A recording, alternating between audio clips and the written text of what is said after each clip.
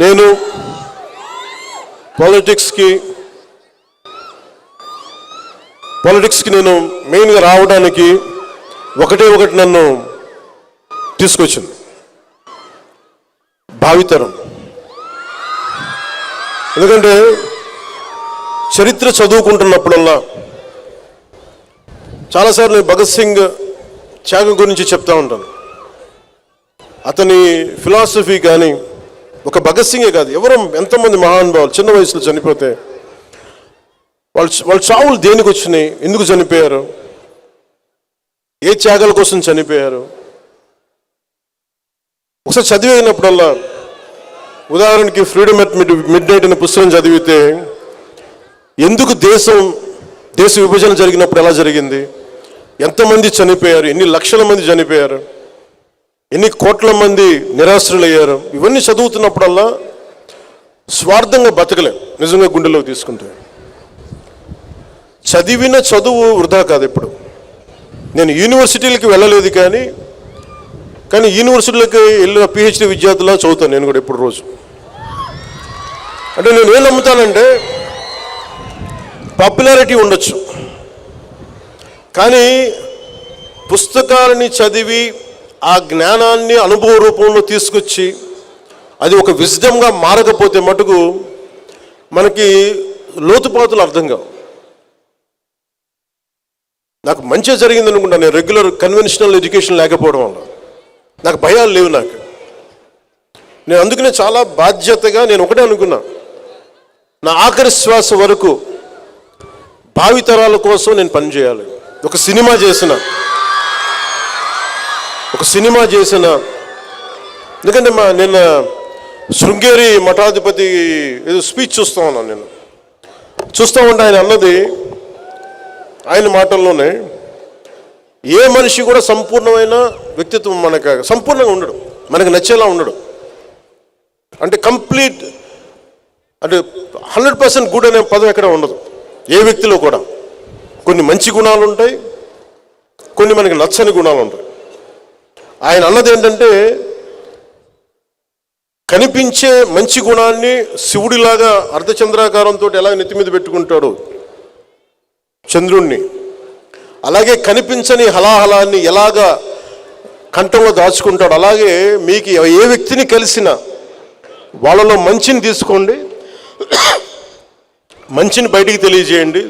శివుడు అర్ధచంద్రాకారాన్ని ఎలా దర్శిస్తాడు శిరస్సు మీద, హలాహలాన్ని మటుకు లోపలే దాచుకోండి, చెడుని మటుకు దాన్ని హైలైట్ చేయొద్దని అది అని చెప్పింది. సో నేను తీసుకుంది, అందరూ నాకు నచ్చే మనుషులు ఉండరు, నచ్చే గుణాలను తీసుకుంటాను, నచ్చని గుణాలను వదిలేస్తాను. అలాగే మీరు భవిష్యత్తులో రేపొద్దున యూనివర్సిటీ నుంచి బయటికి వెళ్ళేటప్పుడు గో విత్ వన్ కమిట్మెంట్. మీకోసం ఇంతమంది ట్యాక్స్ పేయర్స్ మనీ, ఇది కొన్ని కోట్ల మంది ట్యాక్స్ పేయర్స్ మనీ. ఇది మనకి యూనివర్సిటీకి వెళ్తే ఈజీగా అన్నీ జరిగిపోతాయి అనుకుంటే మనం కట్టే ఫీజులు తక్కువైనా కానీ ప్రభుత్వం ఖర్చు పెట్టే చాలా ఎక్కువ. సో ఆ చదివిన చదువుకి మీరు ఎంతో కొంత దేశానికి కానీ సమాజానికి కానీ నిజంగా మీరు చేయగలిగితే రుణం అలాగే తీర్చుకోగలం. నాకు ఇంత అభిమానం ఇస్తే సినిమాల్లో నేను రుణం ఎలా తీర్చుకోగలిగానంటే, సమాజం భయంతో కూరుకుపోయి పిరికితనంతో అందరూ ముడుచుకుపోతే నేను వచ్చి నిలబడి ఇదే వైజాగ్లో దగ్గర నుంచి అన్ని రకాలు ఎందుకు నిలబడ్డానంటే, ఇది నా నేల, నా దేశం.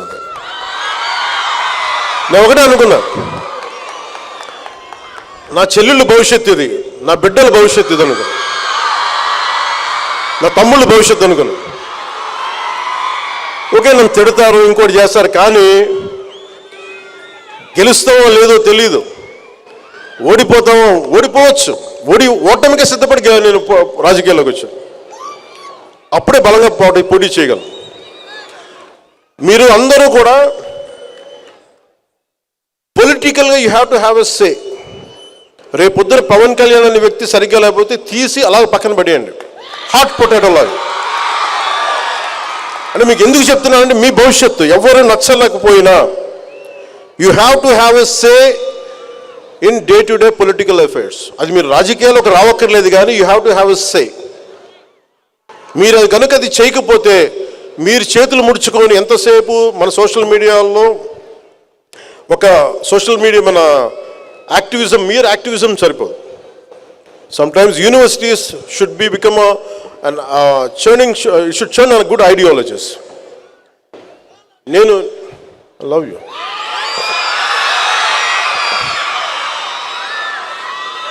అంటే అలాగే మీరు ఐడియాలజీస్ని ఎంబ్రేస్ చేసుకునేటప్పుడు మీకు నచ్చిన వ్యక్తి నాలాంటోడు చెప్పినా కానీ, లేదా ఒక కార్ల్ మార్క్స్ చెప్పినా కానీ, ఏ గొప్ప ఐడియాలజీ మీరు చెప్పినా కానీ, you put it to test. మీ జీవితంలో మీరున్న ఈ పర్టికులర్ టైంకి is it applicable or not. బ్లైండ్గా, గుడ్డిగా ఏ ఐడియాలజీని నమ్మకండి. చెప్పేసి వెళ్ళిపోతారు వీళ్ళు. నేను ఎందుకు ఈ బాధ మీకే చెప్తున్నానంటే, 70ల్లో ఒక పర్టికులర్ ఐడియాలజీ పట్టుకొని, నేను 90స్లో ఒక పర్టికులర్ ఐడియాలజీ పట్టుకుని 80స్లో ఒక బ్యాలెన్స్ లేని ఐడియాలజీస్ని పెట్టుకుంటే ఏం జరుగుద్ది అంటే, ఎంతమంది ఆ మాటలు విని అడవుల్లోకి వెళ్ళి చచ్చిపోయారో నాకు నిజంగా బాధ కలిగింది. It's all they made they have embraced one ideology which is not applicable. Practical results wrong. అందుకనే యూనివర్సిటీస్లో విద్యార్థులు, నాయకులు ఉండొచ్చు, ఐడియాలజీస్ ఉండొచ్చు, పొలిటికల్ పార్టీ తాలూకు అఫిలియేటెడ్ గ్రూప్స్ ఉండొచ్చు. As each one of you make sure what ideology is it worth to be embraced. మీరు ముందు చూడాలి, ఒక తరం తర్వాత చూడాలి, 2 తరాల ముందు చూడాలి. So make sure what ideology you're embracing. You embrace an ideology which will uphold dharma. You embrace an ideology which holds constitutional values. You embrace an ideology which will show gratitude to the nation which has given you birth. ఇవి ఏది fulfil కాకపోయినా దాంట్లో there is a shortage in that ideology, there is a shortfall. అందుకని మీరు embrace చేసుకునేటప్పుడు ఐడియాలజీని చాలామంది ప్రభావితం అయిపోతారు. మీరు చాలా ప్రభావితమైన వయసు ఇది. నా అలాంటి చెప్తే టక్మని నమ్మేస్తారు. You have to put me for test. నేను 25 సంవత్సరాలు ఎందుకు ఉంటాను రాజకీయాలని చెప్తున్నానంటే, I like to be tested. నిలబడాలి కదా. ఒకడు వచ్చి చేతులు ఒప్పుకుంటా వచ్చేసే కుదరదు. అట్లా నువ్వు నిలబడాలి, నలగాలి. నేను ఇదే మాటలు 2014లో చెప్పేవాడిని కాదు, 2025కి చెప్తున్నా. నలిగి మాట్లాడుతున్నా, దెబ్బ తిని మాట్లాడుతున్నా. అలాగే లైఫ్ టైం, జీవితకాలం మీరు ప్రతి ఐడియాలజీని మీరు టెస్ట్ చేయాలి.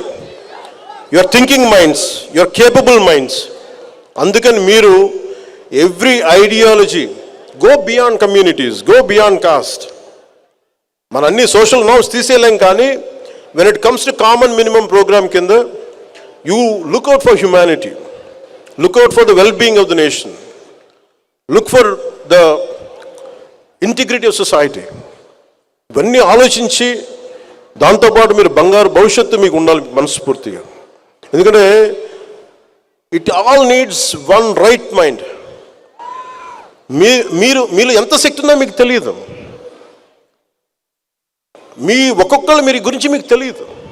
మీలో ఉన్నది ఒక న్యూక్లియర్ ఎనర్జీ, మీది విస్ఫోటన ఉంటుంది మీలో. అది మీరు ట్యాప్ చేయగలగాలి. ఎంత అమేజింగ్ పొటెన్షియాలిటీ ఉంటుందంటే, నాలాంటి ఒకటి చేయగలిగాడు. ఎప్పుడో ఒక 30-40 years బ్యాక్ నేను అనుకునేవాడిని, కలలు కానివాడిని, నాకు ఇలా చేయాలి అంటే it all needs one thought. ఎప్పుడైతే యద్భావం తద్భవతి అనే ఒక భావాన్ని మీరు పెట్టుకుంటారో,